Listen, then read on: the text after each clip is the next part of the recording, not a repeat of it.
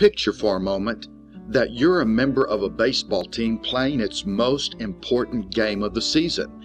It's at the bottom of the ninth, the score is tied, the bases are loaded, and you're up to bat. Taking a few practice swings on your way to the batter's box, you look down at the third base coach for the signal. Expecting a swing away sign, you begin to churn inside when he dips his hat, licks his thumb, and he begins to give the sacrifice signal. What? Fly out on purpose so our team can score? What about my .350 batting average? And so you're faced with a choice. Will you sacrifice or risk losing the game to go for a grand slam? Will you play for your own glory or for the glory of the team? As we've already seen, the Corinthian team suffered from individualism. They viewed themselves as distinct, isolated players and gave little thought to how their actions would affect the rest of the team. In 1 Corinthians chapter 9, verses 1 through 23, Paul shows us the individualistic attitudes they practiced. And then, in a dugout talk, he exhorts them to be team players for the Lord.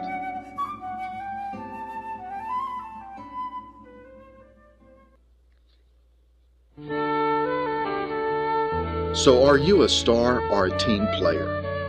If you're a Christian, you have the right to use your liberty and position in Christ to enjoy all God has for you.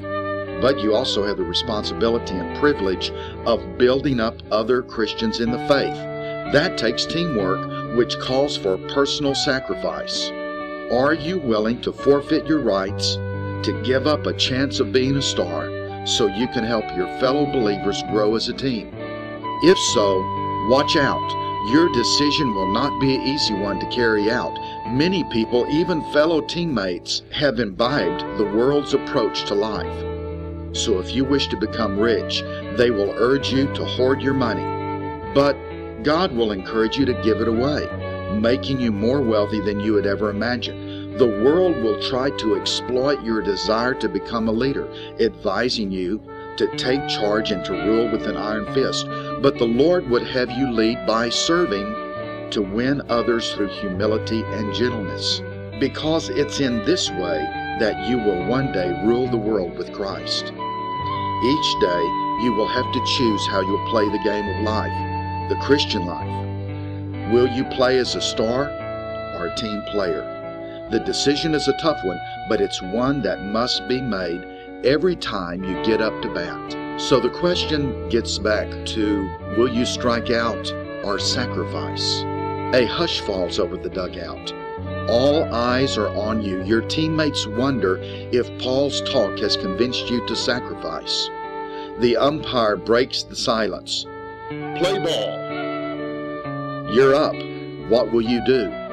Will you yield your rights to bring as many runners home as you can? Or will you ignore Christ's call to sacrifice and risk losing the game for the sake of your ego? We, your teammates, need your help to win. Won't you give it for the team?